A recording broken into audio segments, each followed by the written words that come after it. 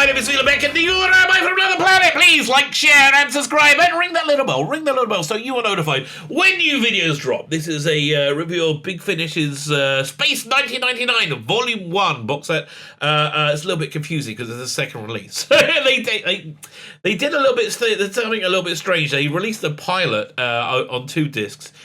So that's like Volume 0, Volume 1. It's just confusing to me, okay? Belt line is just a bit confusing to me. I think they should have made this Volume 2. I think they did, but there you go. That's my that's only my second gripe about. I only have 2 gripes about this. Generally speaking, freaking awesome, absolutely freaking awesome. Strong recommend. It's one of the best things I've heard from for a while. I really enjoyed it. Fine, so we're going to get into the review in a minute. But before we get there, can I ask you, can you hit that like button? That would be really great. Can you comment? I keep forgetting to ask people to comment. Can you hit the like button? Can you comment? If you comment, I will endeavor to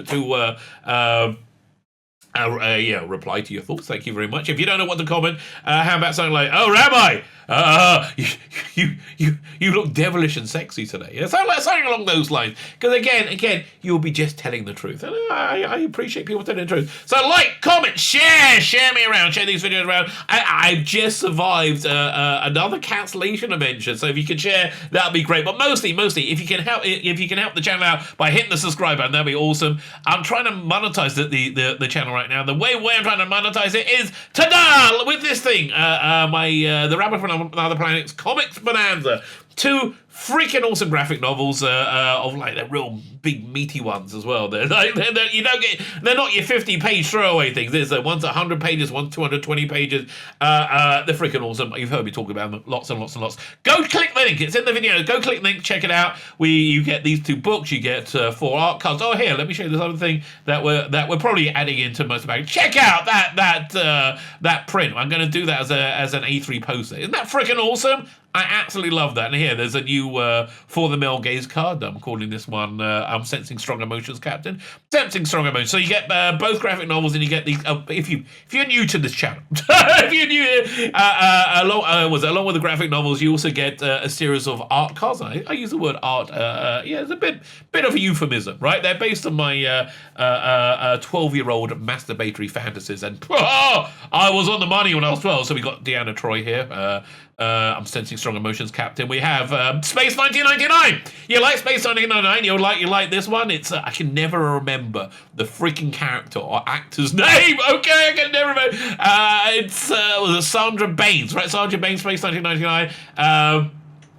I honestly, I like the foreground. The background's actually very good. It's very Space 1999-y. We got a Judge Anderson one over here. Don't even think it's Citizen. This is Party Like It's 1999. No hanky panky in the TARDIS. Oh, I love this one. And keeping the British end up. So this range will continue. We're going to do a couple of male ones, then we're going to do more. So basically, you get the better the campaign does, the better we all do, right? With more stuff you get. And I just would like to have more stuff. These books are ready to go. We may be adding some more pages in because we're doing pretty well. But thank you very much. Thank you very much for checking it out. If it's not for you, by the way, if you could share it, that would be awesome. You know what else is awesome? Space 1999. This new version of Space 1999. And I really like it. I really like it. It really works. It's I would say better than the original, right? I would say it's better than the original in that it was a little bit more thought through. So again, this is Volume 1. Should have called it Volume 2. This, the pilot should be Volume. Whatever. There's three stories on this. What they do is this is a similar model to their Prisoner range, the Prisoner range where they do original stories within the premise of the show, and they recreate a few classic stories as well, which is exactly what they've done here. It really again, as I said, it really works because they think it through in much more detail, which I don't get the impression they did, when they were like, in the grind of production of making 22 of these in the first season. So and it's all very Space 1999-y. Casting, generally speaking, is really excellent. Mark Bonner is playing Commander Koenig. Maria Teresa Creasy. I don't really like her take on Dr. Russell. It's better than Barbara Bain, who I don't think moved any facial muscle. I think she found Botex about 20 years, was about 40 years early, right?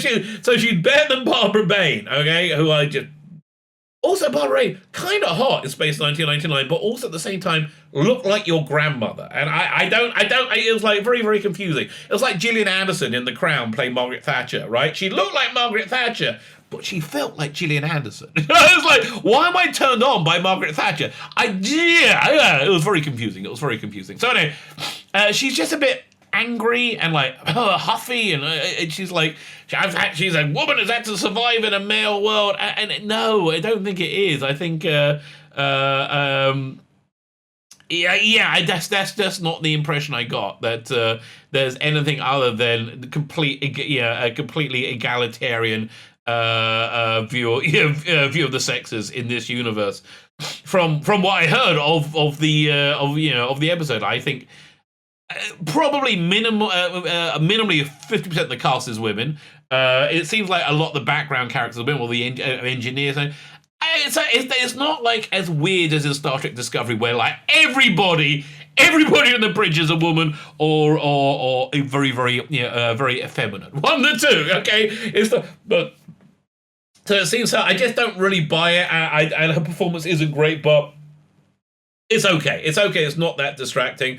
If you check out the cover feels like a real traditional Space 99 annual. So that's what the first episode of the thing feels like. Like, it feels like a blown up, expanded one of those Space 1999 rub down transfers. It hits all the greatest hits of it. So let's read the blurb, and I'll go through each story. The general blurb is that Moon has been sucked through a wormhole in space and has arrived at countless miles away from its proper place. So yeah, this is something that they changed in the from the pilot episode, from the TV version. They picked up things they had in the TV version that they just completely forgot about. So you had this experimental craft taking off, and there was a signal from the planet Meta that it was going to go and try and find, and so in the Big Finish version, there's this nuclear waste up much in the TV version, but that combined with the experimental craft and this beam created a wormhole that sucked the moon through it, and everybody pretty much understand that probably destroyed the Earth as well. So these are the last of humanity, and they pretty much know it, which is a bit grim. I would love to see if they do a story where they get back to Earth. Yeah, I want to see what went down. I hope the series goes long enough that they do. I hope this just runs and runs and runs. It's a real winner. If you like Space 1999, you're gonna like this. I assume so. I quite like Space 1999, but I'm not a super fan. I just really like this. So the crew of Moonbase Alpha can only guess at the resultant devastation left on Earth. Yeah, well, that's what I just mentioned. They must decide how they can best survive. Some Alphans find it difficult to let go of the notion of returning to Earth. Well, one Alphan, Simmons.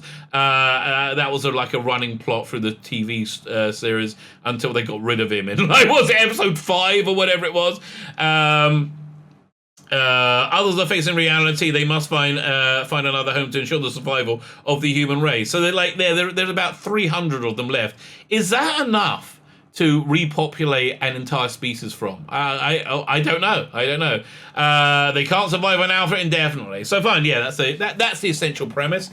So the first episode is called Siren Call, and go check out the trailer for it. It's awesome. It's this video trailer they've done. They got eagles flying around. It feels like the titles of an episode. You got the whole, like, this episode thing. The great music, and the music cues are great. The sound effects are just completely Space 1999.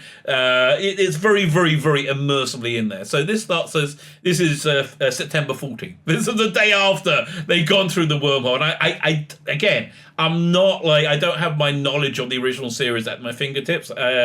It seemed to me they had, like, the first episode, Breakaway, and they were thrown away from Earth, and then they kind of forgot about it, and everyone was like, yeah, this is just normal life now. There was no like, post-traumatic stress disorder coming out from it. It was just like, we're straight on to... So this deals with the, ramifications of it.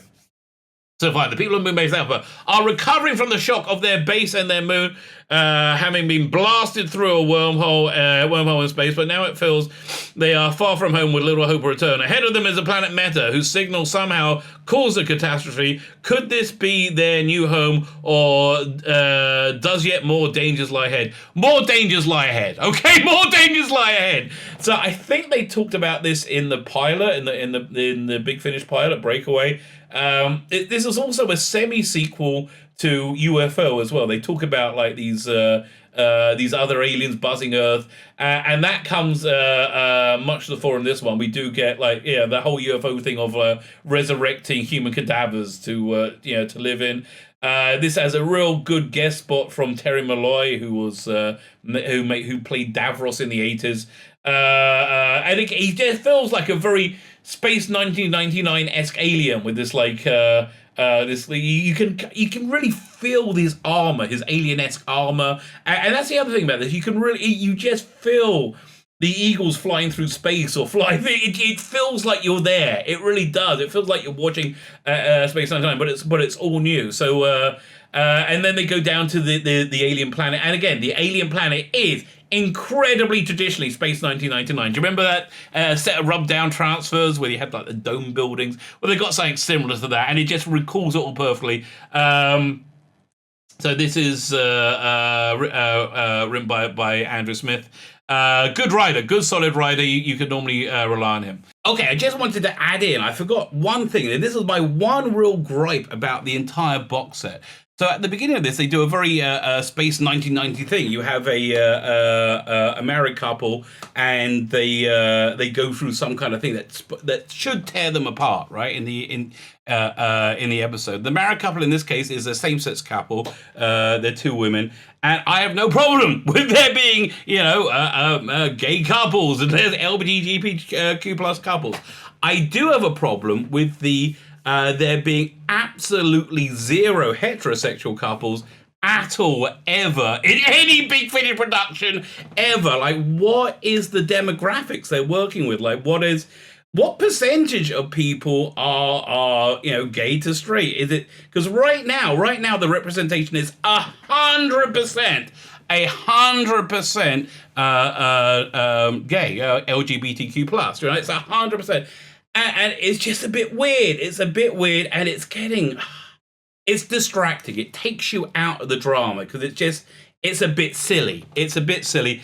And it's the only thing that really kind of like pulled me out of this thing, because it's so 2020, so 2021, and I'm just so bored with it, right? I'm so bored with it, and it just seems to be it's totally unnecessary and didn't add anything to the plot whatsoever other than say, look how right on we are. We don't mind there being gay people or lesbian people. Nobody minds. Nobody's mind, and nobody's minded for a long, long time. So there you go. That's my one bugbear with this whole set. Back to the review. So the second story is a remake, an adaptation of one of the original episodes, Death Other Dominion. So I put this on to watch about a week before I listened to this, but unfortunately I've been working on. I saw the first 10-15 minutes and fell asleep, and then woke up and saw the last 3 minutes. So I didn't see the bit in the middle, but I did listen to this, and I think it was a reasonably good adaptation that again is more well thought through and and cleverer. A voice calls to the Alphans from a mysterious snowbound planet. Can it be possible that the Earth has really colonized this remote world? So in the original series, it was Brian Blessed playing the son. Come in, Alpha. Had that great Brian Blessed baritone going on there. When Commander Koenig and team investigate, they discover the planet Nevo holds many terrible secrets. Yeah, so it's again, I don't want to spoil it, but the mystery of how they're there is really interesting, and how they got there, what they're doing and what the plan is. Yeah, I really good, really worked. And the final story is a new one. It's called Goldilocks. Not too hot, not too cold. The perfect planet on which life can thrive, but not all forms of life that thrive on in the Goldilocks zone are peaceful. Investigating this lush planet, the Alphans must prepare for an ancient terror of survival. So the basic idea of this one is they find a perfect planet, and then it turns out, this is not good news. This is not good news. But this to me feels like a more like one of the second season ones. I don't remember them being on like vegetation and like forest so much in the first season, but I kind of feel like I get the vibe of like the eagles flying on over treetops. It's just really that stuff's really great. And again, look at this cover. You got that monster on it. That's from this episode. Look. Is it a recommend? Yes. It's a strong recommend. This, and I'll put the link to my review of the pilot. These are excellent. The price goes up, I believe, at the end of the month. So I'll get it on download. It's like $16.99 on download. Totally worth your money. Totally worth your time. Totally worth your money. Nick Briggs is the director of the director of this one, and he's basically a name you want to see attached to anything that you want to see, that you want it to be quality. So yeah, strong recommend from me. Love this, absolutely love this. Go and check it out now. My name is who was my? Okay, you should really try and remember your name before you sign off. So let's try it again. My name is Sheila Beckett, the Rabbi from another planet. Go check out my Indiegogo. Go check out my Indiegogo. That just got small for some reason. It might be the weather. Go check out my Indiegogo. Like, share, subscribe, and have yourselves a fantastic day.